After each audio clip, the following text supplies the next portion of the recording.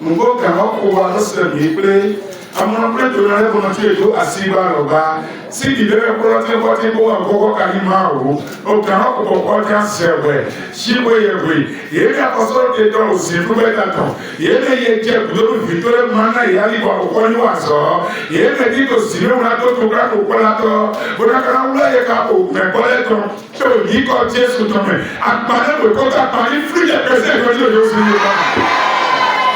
Mama, on a posé le bonheur absolument. Autant applaudir quelqu'un là-dedans. Qu'est-ce que vous devez vous donner? Au point de tout quand nous menons, on y poisson nous menons, on y boulot menons, on y pomme les tickets, on y diable nous menons, on y sève les caca, on y n'a pas nous menons. Si vous avez un peu de son on d'aller à son Dieu, vous avez ça, vous avez besoin de faire moi, ça se dit à mon donné, il faut faire beaucoup de lait, puis bon, des maçons de lait, et encore tout, et que je suis le cas. Non, pas notre. Mais là, le négatif, on doit blague quand on peut couiller. Il faut éviter de vivre absolument. On doit dire qu'on nous dit, parce que vous pouvez parce que ma cambier, Jésus, c'est une icône.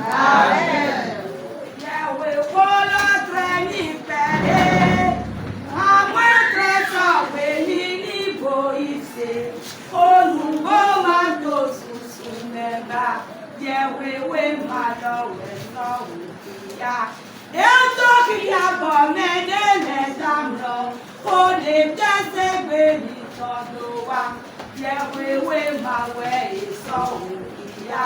Eu tô que a bomba dele da mão, quando ele desce bem todo a, we vola trani pere, a mãe só we mini boise, quando goma do susumeba.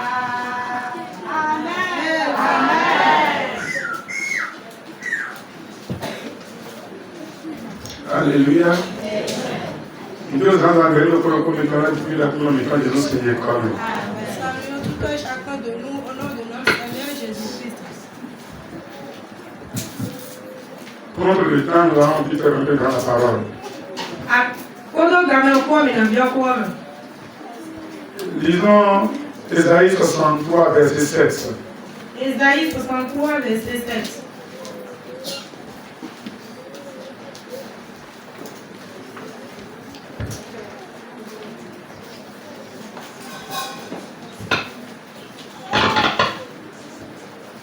Ésaïe 63, verset 7. Je lis au nom de Dieu. Je publierai les grâces de l'Éternel, en louange de l'Éternel, d'après tout ce que l'Éternel a fait pour nous. Je dirai sa grande bonté envers la maison d'Israël. Il a traité selon ses compassions et la richesse de son amour. Makafu Yehowa pe amenuveve, kple Yehowa pe ŋkɔxɔxɔ, nye nu siwo katã Yehowa wɔ na mí la nu, kpakple eƒe dɔmenyonyo gbogbo si wòwɔ na Israel ƒe aƒe la, kple ƒe aƒe la le eƒe nublanuikpɔkpɔ kple eƒe amenuveve geɖe la nu. Amen. Ésaïe 63, verset 7. Unafri komeninyo mawu mabamabotole. Bonafri nwe mawu. Nwewu enakpa susu nile. Eblo nubinui. Unado nudagbe tobu ewanu Israel ko komefifa tonko le. Nudagbe ewani ko komeninyo nakode kole. Amen. Le thème de notre message ce matin est intitulé Rappel des bienfaits de Dieu. Nous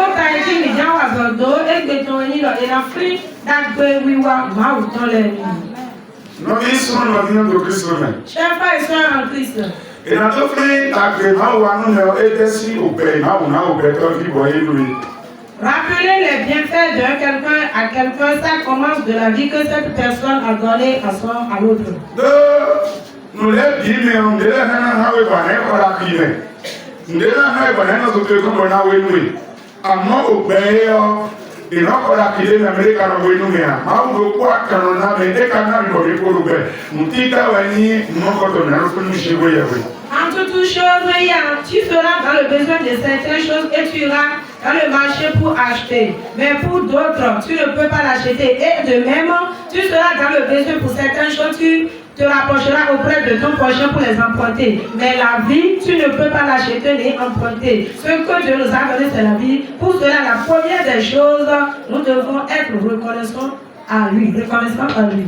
Oui, mais il dit, asema ubebe diso ledeska sanu koto kakami fosusa no koton bobia we go ngura sawe go igbeyo le yo ma ha kunu we yo atebe kosa ma abagura so mo bra to ye ko kuwa ano bobule ko ro kudo mu shiwe we mu asewa nu ye ko we kuri. L'année dans laquelle nous sommes entrés, fini le premier mois jusqu'à entrer dans le deuxième mois, les œuvres que Dieu a exécutées dans ces 2 mois, si c'est qu'on t'ouvrait les yeux spirituels, tu seras en train de rouler par terre pour Dieu, en t'enfermant dans la chambre en refusant de sortir. Ilokoko aise kuna takote ji okame utu nu imasoke uwa.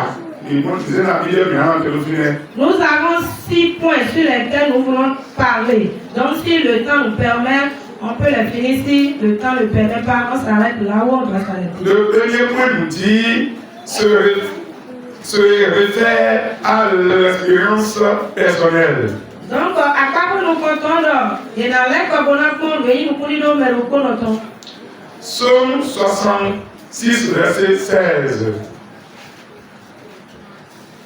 Psaume 66, verset 16.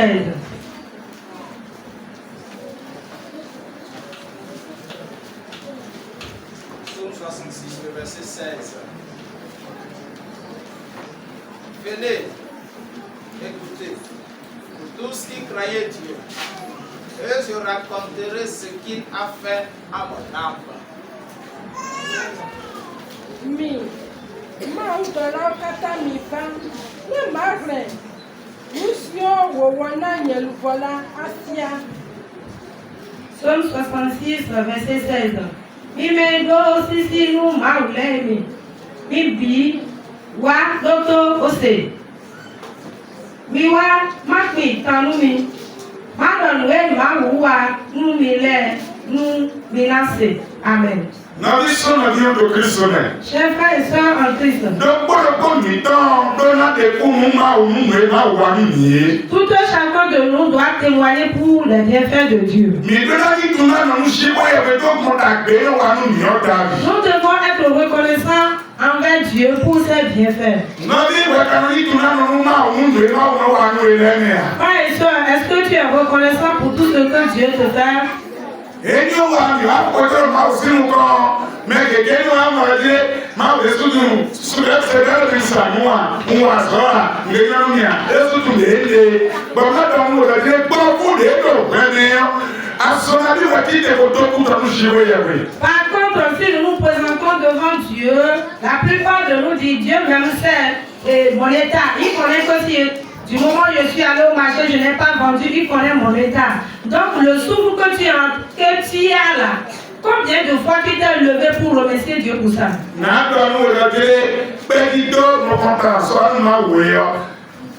Nuku iko de na weyo, chetu de na weyo, kaiko de na weyo, anai tuna no ma o akunu mtoku we ba ko na we nele, do me se ba ko to ko na yi beton. Le premier remerciement que tu dois donner à Dieu, les minutes, les secondes, les jours ou bien les heures qu'il t'a donné, tu dois être reconnaissant pour lui, pour le remercier, en lui disant, je sais que plusieurs sont dans le besoin, mais tu ne leur as pas accordé cela. Bon, à ça, il y a la toquette, c'est pour la toquette, on a tout sous ça, toquette, le poton, non, il a mis. Mais là, il tourne le moment où le poton, il y a pas de la position, il était comme il tourne le moment où bellement, on est pour le dire, nous avons nous contrôler. Les jours qu'il t'a donné, tu dois le remercier pour ça, les semaines, les mois, les années. Donc, tout un chacun de nous, grand comme petit, nous devons être reconnaissant à l'envers Dieu pour les bienfaits dans nos vies. Même mon coton, mais nous aussi nous avouons, mais nous aussi m'avouons, et nous nous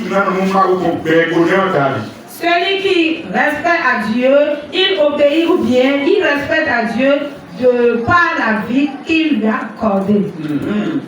Duma kpamino, ma okona la ko saege, ma okona la ko duege, ma okona la ko hoege. Hosa ma yo, ara me ma broka niyo, amo me ma broka niya. Duma kpamino yimo, do that I know ba no huwe.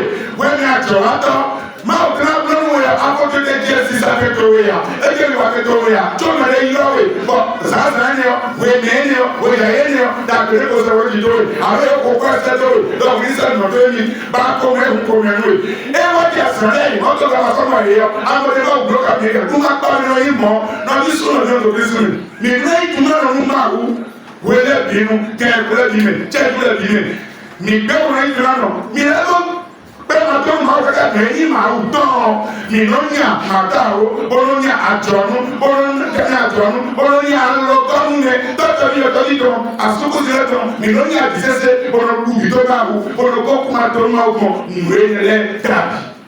Un ingrat, quand il a l'argent, bien quand il est allé et il a vendu, il est dans la joie. Mais le jour où il n'a rien vendu, il dit Dieu, tu vois ce que tu as fait avec moi. Je n'ai pas vendu aujourd'hui et son état est misérable. Mais toi-même, tu sais que tu n'es pas allé dans le marché ou bien dans l'atelier ou bien dans l'entreprise. Mais on t'a envoyé l'argent en disant envoie-moi le truc. Et on t'a envoyé l'argent par Momo. Mais au lieu que tu sois reconnaissant envers Dieu, tu ne l'es pas. On m'a dit quelque chose aujourd'hui, cela m'alentit.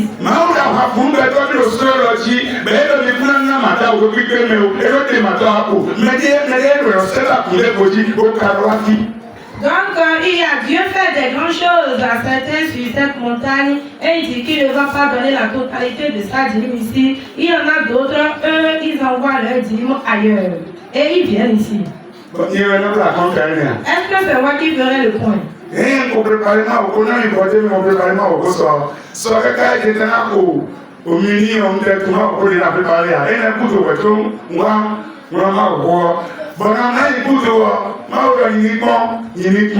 Mais c'est logiquement, bon, merci que et blau, do a peda só a coico, a só com metaleco, a papa no wago na do ya to breto grito grito meu. A zero e vai no tron, e na la só grito meu, e promessa claire. Donc, hier, avant de préparer le message, je ne l'avais pas vite reçu. Et ça sonnait vers minuit ou bien après minuit que le message me parvenait. Et après avoir fini, Dieu me révèle, Dieu me parlait sur certaines personnes en disant, regarde, les uns sont en train de travailler pour eux, mais il y a des blocages. Ces blocages, c'est qu'ils n'aiment pas donner leur vie ici, et aussi les anges ont limité leurs œuvres. Jésus le dit, nous étions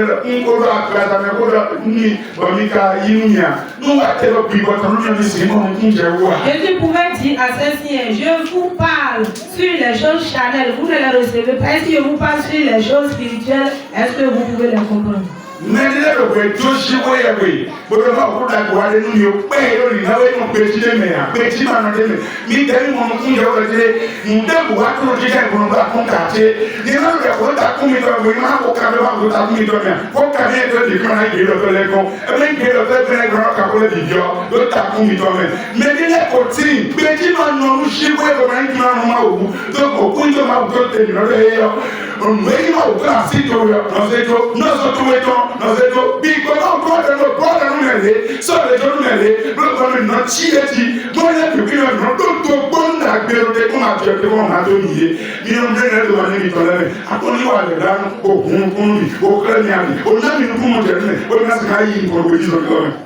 D'autres accusent Dieu. Pourquoi ils demandent mais ils ne reçoivent pas? Parce que leurs œuvres sont limitées. Pourquoi ceux qui appartiennent à Dieu, ils refusent de les donner à Dieu, de faire les offrandes? Et si même Dieu leur parle de dire fais de bien à telle personne, ils refusent en son temps. Que Dieu nous aide.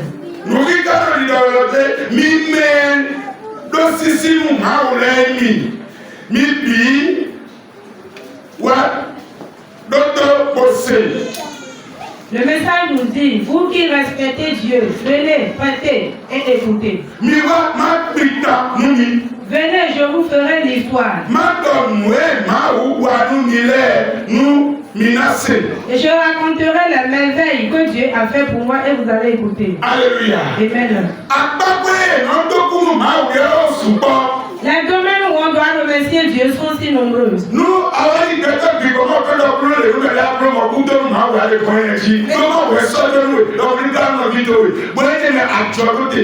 On peut les voter alors que les gens vont nous. Et quand on veut faire son même, deux passer à la table. Nous n'avons pas de nous les akora ewa oku ewa aso ewa do afon nebe ma ogun ni wole odo nu mi do me se tochi o kla tochi me se to ko ti bonu aso nu koko do ko me amo e kilo kan pa me ta pa no ma do de to kan pa me e ko fi no ni ka mo do na mwe wa we ade yo mo do lo da gbe ti yo mwe wa we ade yo mo awe do mi no ku yo mwe wa we ade yo mo awe tuloje ni me ni tuna no ma wu ni to ku to no ma wu e to mi to be ni lo be nu ma wu bo be nu no die mi to le bra to ala to ni mo ne da yo mwe wa we ade ma ka bi awe mi me da no blo akonta ma le ni yo lo akonta bo to sai quand il est membre de l'homme, et on peut arrêter le calme, nous ne calmons pas, nous ne calmons pas, ni tu es à la vidéo, bipo, nous ne pas du vrai point de coloco, ni nous étions nous à voir la gueule, la gueule, et comme ils sont en communauté, on appelle la gueule. Il y a pour certains, Dieu leur dit, fais telle chose à telle personne. Et eux, ils ne savent pas que c'est pour quelque chose que Dieu demande cela. Peut-être, c'est un cas de maladie qui s'avance, ou bien un cas de compromission, ou bien un cas de prison. Et Dieu te suscite à faire du bien à ton prochain. Mais il y en a d'autres qui refusent en son temps. Ou bien il y en a d'autres qui rejettent au lendemain, ou bien des jours à venir. Et pas de bien. Bonne preuve, aujourd'hui quand nous sommes rassemblés ici, Dieu nous parle sur un serviteur qui est en prison et il dit, mon serviteur invoque-moi pour que je puisse le délivrer. Donc, il y a la bénédiction est tout proche de nous, mais c'est à cause de nos comportements, de manière de faire, que ces bénédictions sont éloignées. Le deuxième point. Quand la bénédiction de Dieu. Pierre dit quand Ésaïe 63, verset 7. Ésaïe 63, verset 7. Là où on avait lu. Mais faut qu'elle dise à nous. Ésaïe 63, verset 7. On a fait comme mignon, ma tonnerre. On a fait noué ou et n'a pas sous l'île. Et puis nous vivons. On adore, nous avons tobu et nous Israël. Pour comme FIFA ton colère. Nous avons et wani pour comme mignon dans de colère. Amen. Il y a quand même le temps pour moi de prendre vie aussi à ni le cercle ni donc d'autres non on a pété vous nous mettez quelque chose c'est un fruit au cœur je vais poser la question au peuple qui est rassemblé devant moi dans la semaine qui vient de couler. Dieu n'a-t-il rien fait pour quelqu'un et il va se lever être reconnaissant pour lui? Il faut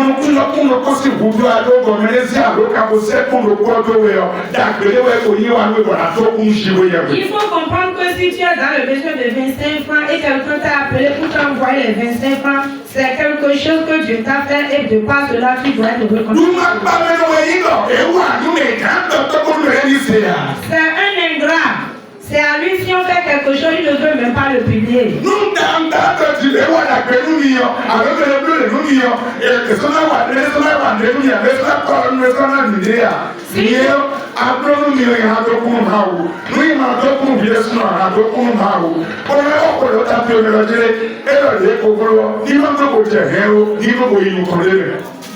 un ingrat, si on lui fait du bien, il refuse de dire.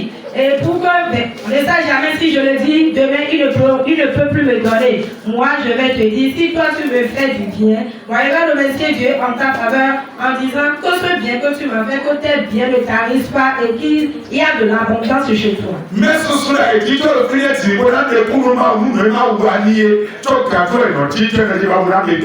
plusieurs sont assis là. Et ils sont en mesure de témoigner pour ce que Dieu les a fait, mais ils ont refusé. Et s'il a couru toute la journée et il ne trouve rien, il se fatigue de Dieu.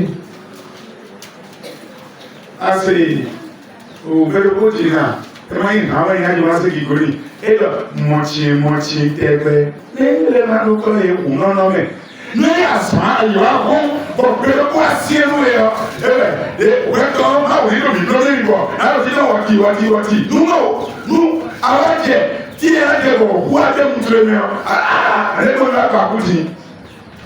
y a quelqu'un qui a chanté.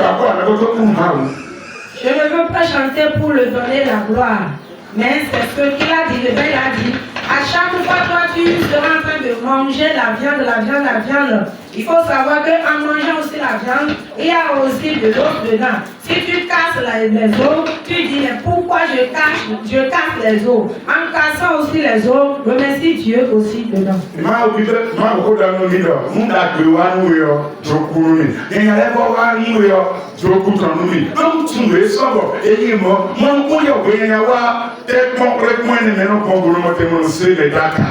Donc la parole de Dieu nous dit, en toutes choses, il faut remercier Dieu. Si c'est le bien, remercier Dieu. Si c'est le mal, il faut remercier Dieu. Je connais ce pourquoi cette situation se présente. Donc il passe par toutes choses pour élever. Le troisième point. Un devoir quotidien. Amen. Amen. Rappelle les bienfaits de Dieu, c'est un devoir quotidien.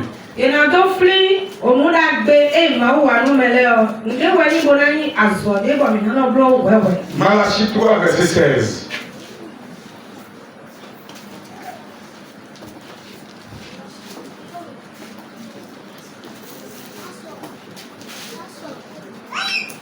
Malachie 3, verset 16. Alors, ceux qui craignent l'Éternel se parlèrent l'un à l'autre. L'Éternel fut attentif et il écouta. Et un livre de souvenirs fut écrit devant de tous ceux qui craignent l'Éternel et qui honorent son nom. Ale Yehowa vola uklo le wonyo dome enyesi. Yehowa do to se eye womu nkudochi gbale le ekume na Yehowa vola ukle amesi olia nkude epe nkonga. Malachie 3:16.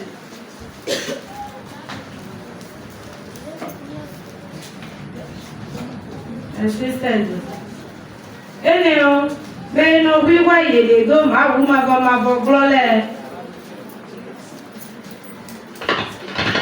Dọ̀kọ́nú yèlé ma wuma lótó yé ẹsẹ̀ ìwé yèlọ́ ẹ̀wọ̀n mẹ́ẹ̀tún ma wuma gbọ́nọ́ sí lẹ́ẹ̀sìn nìkan tó wè náà mẹ́ ló mú kan tán. Amen.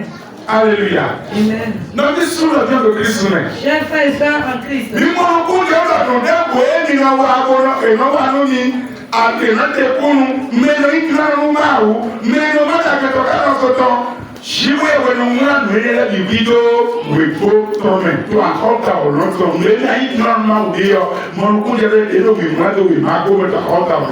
Comprenez que tout ce qu'on te fait, tout ce qu'on te donne, et tu es reconnaissant envers Dieu. Il faut savoir que Dieu inscrit toutes ces choses dans son malade. Alléluia. Amen. Ce que je voudrais dire maintenant, c'est seul Dieu qui pourra comprendre.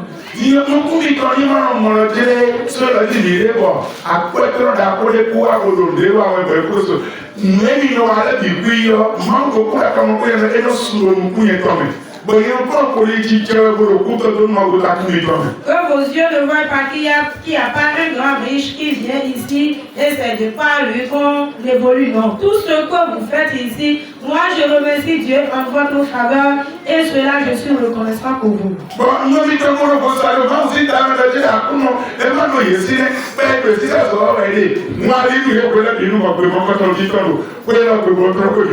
Et votre maman supplie Dieu en votre faveur à tout moment, à la maison comme ici, en disant, Père, ils n'en ont pas, ouvre les portes pour eux pour qu'ils soient dans l'abondance et c'est pouvoir nous faire ici et à la maison aussi.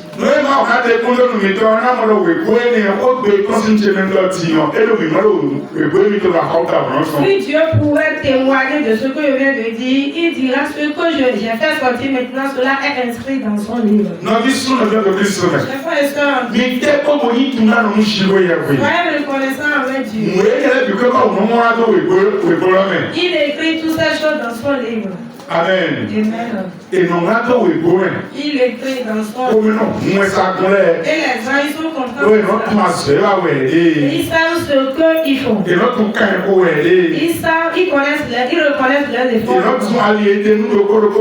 Et ils connaissent également les voies qui passent pour tout et chacun de nous. Amen. Amen. Le quatrième point. Inspire par l'esprit. Rappelle des bienfaits de Dieu inspiré par l'esprit.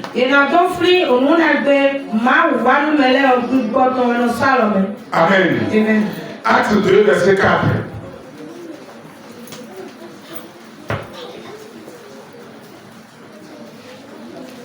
Acte 2, le verset 4. Et ils furent tous remplis du Saint-Esprit et se mirent à parler en d'autres langues, selon que l'Esprit leur donnait de s'exprimer.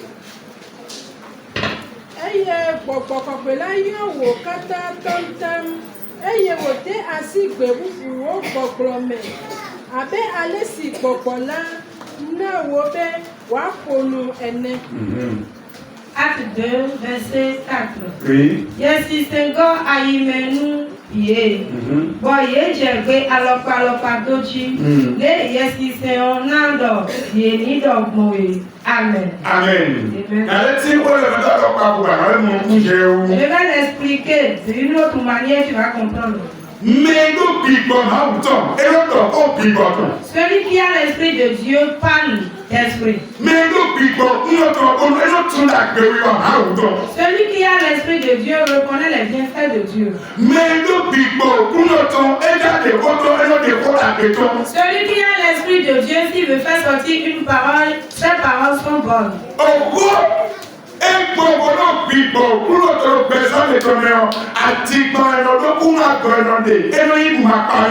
Donc l'esprit, la parole qui diffère de la parole d'esprit, ce sont les paroles de mensonge, de faux témoignages et des paroles d'ingratitude. Alléluia. Amen. Chers frères et sœurs en Christ, si l'esprit de Dieu est dans le cœur de quelqu'un, et si quelqu'un te fait un bien, tu dois l'agréer. Si l'esprit de Dieu est en toi, donc si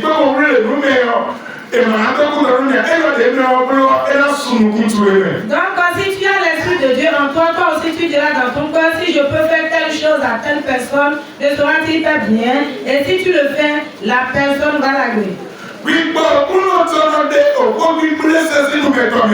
L'esprit de Dieu ne fait pas sortir des mauvaises paroles de la bouche de quelqu'un. C'est seul des bonnes paroles.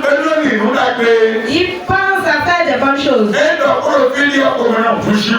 Et s'il parle à quelque part, Dieu est content. Et s'il parle à quelque part, cette parole restaure quelque chose. Et s'il parle à quelque part, cette parole élève quelqu'un.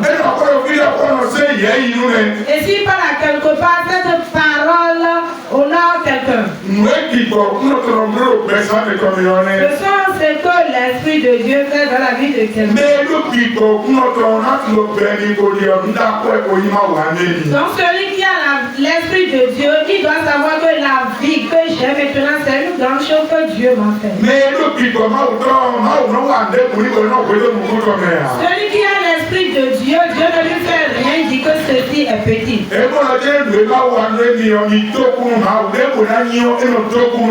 Il voit ce que Dieu m'a fait, en toute chose, je dois le remercier. Et Dieu est content pour ça. Et dit, cet enfant est reconnaissant pour ça. Celui-là, cet enfant est fidèle en peu de choses, il sera fidèle en grandes choses. Alléluia. Amen.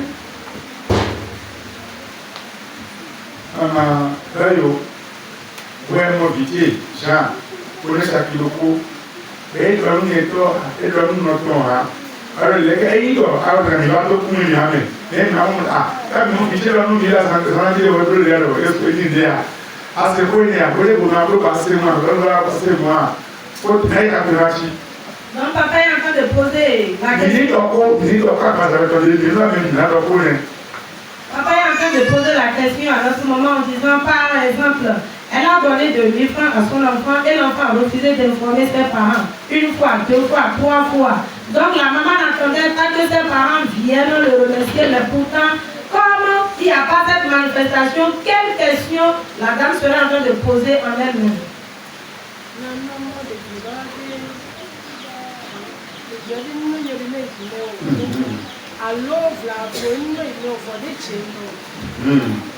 Notre maman est en train de dire, peut-être dans son cœur, elle sera en train de dire que l'enfant n'a pas informé ses parents. Ou bien il a informé ses parents, mais la chose n'est pas intéressante à eux et ils vont se manifester. Amen. Amen. Oui, Et si tel est le cas chez les hommes, qu'en dira-t-on de Dieu? Donc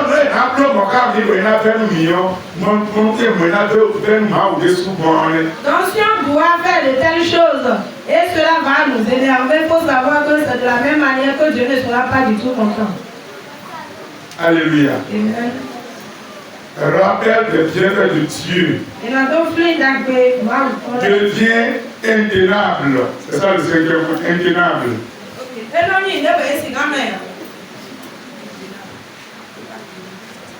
Hein? C'est pas ça. Mot intenable. Tu as dit ça. Mot intenable. Devient intenable. Attends.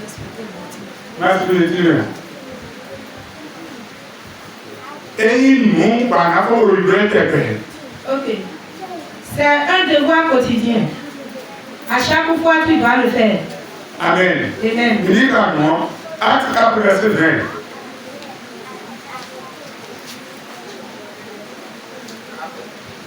Acte 4, verset 20. Oui. Car nous ne pouvons pas ne pas parler de ce que nous avions vu et entendu. Acte 4, verset 20.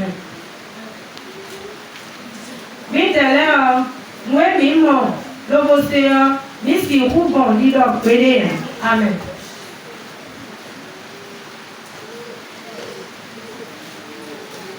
Aidez-moi.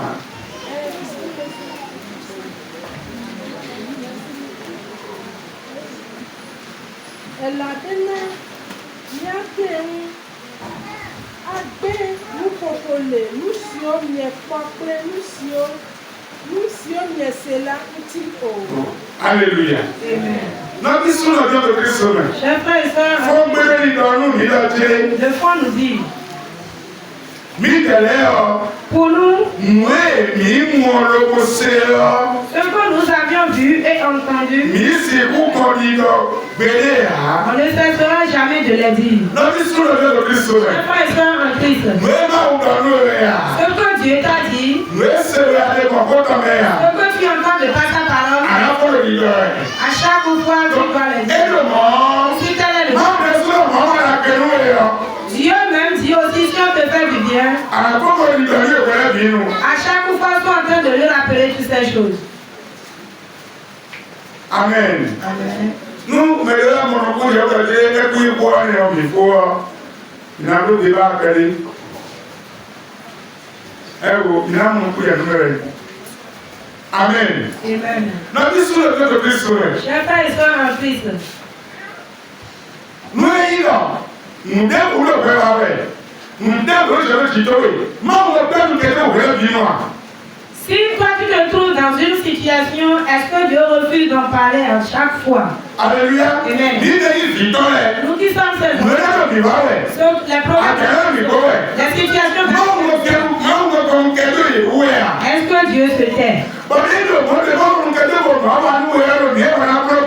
Et si Dieu, à chaque fois, chaque moment, il se rappelle et il parle sur ces choses, et si tel est le cas là, à ton tour, qu'est-ce que toi tu dois lui faire? Chaque fois, sois reconnaissant pour lui. Donc tu ne cesseras jamais de raconter les bienfaits de Dieu. Ce que tu entends, ce que tu vois, ce qu'il a fait, à chaque fois tu dois les raconter. Dieu lui veut qu'on soit reconnaissant à lui en toutes choses. Amen. Amen. Le 6e point qu'elle a fait. Rappel des bienfaits de Dieu. C'est un fruit de la foi. Un fruit de la foi. Aussi sain. Fruit de la foi. Amen. 2 Corinthiens, chapitre 4, verset 13.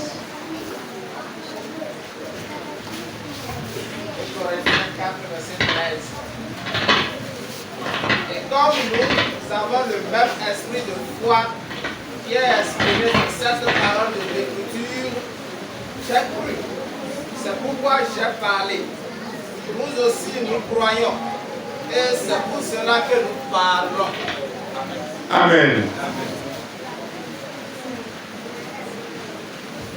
Esi kɔsepe gbɔgbɔ makele nyasi la ŋuti abe ale si wònɔ ɖi bena míexɔe eya ta meƒonu ne mi ɖo bena eya ta ke esi kɔsepe gbɔgbɔ makele nyasi la ŋuti abe ale si wònɔ ɖi bena míexɔe eya ta meƒonu ɖo. Miaoha, miaxɔe na, eya ta miagblɔ miaha make. 2 Corinthiens 4:13. Kowe maodo ndinu enewuwe ndofo do ndidisi ayiha do kuomeo mi lo dinu enewuwe mi do kodowe. Amen. Lord. Amen. Amen. Amen. Les fruits de la foi. Ma okwe mado. Ondinu enewuwe ndako. Bodinu si ayigado kuomeo. Milodimu enewuwe milo kodowe. Amen. Amen. J'ai la foi, bien j'ai cru. Ils ont cru en quoi? Ils ont cru en quoi? Ils ont cru en la parole. Qui est la parole? C'est Christ. J'ai fait ça en Christ. Je voudrais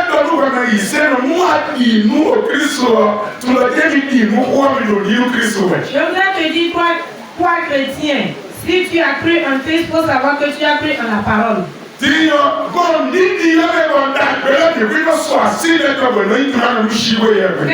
c'est de par la foi qu'on est en possession de toutes les bénédictions et on est reconnaissant envers Dieu.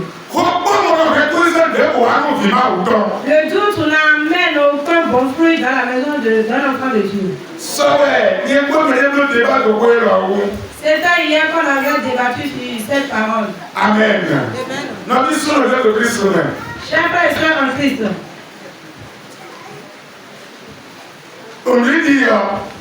La foi. On ne reste pas en l'air en disant j'ai la foi. On entend quelque chose avant d'avoir la foi. Amen. Mais toi tu dois croire en celui qui parle bien, ce qui sort comme la parole, c'est en ça que tu dois croire. C'est une question. Je demande au peuple. C'est à quel quelque chose qu'on croit. Nous, les gens, on va le dire. Et ce qu'on doit croire, c'est la parole. Mais le monde celui qui pense, c'est à lui que tu dois croire, ou bien c'est ce qui sort, c'est à elle que tu dois croire.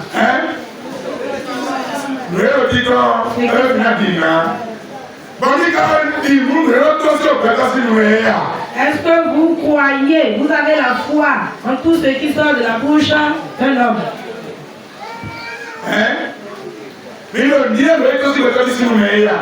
Est-ce que vous avez la foi sur ce qui vient, vous croyez en ce qui sort de la bouche du Fils de l'homme? Et si vous avez la foi sur ça, qu'est-ce qui nous fait rater beaucoup de choses? Chers frères et sœurs en Christ, là où nous voulons finir, si tu veux compter les bienfaits de Dieu,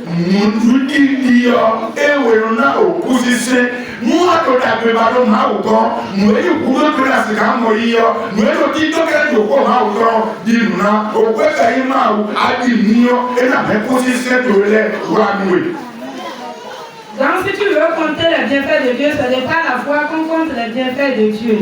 Et si tu dois compter les bienfaits de Dieu, ce sont ces bienfaits qu'il t'a fait, ce qu'il t'a fait là, c'est ça que tu vas faire aujourd'hui.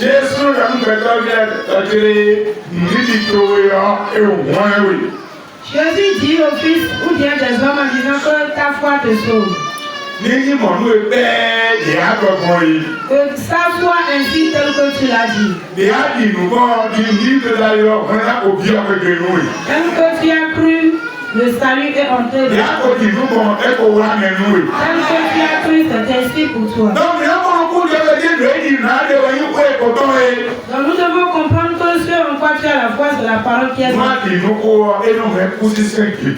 Si tu crois en la parole, ça amène plusieurs fruits. Que l'Esprit de Dieu te donne l'explication.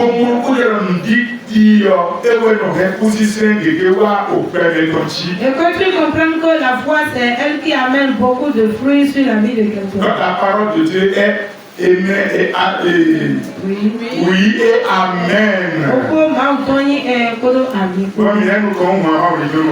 Amen.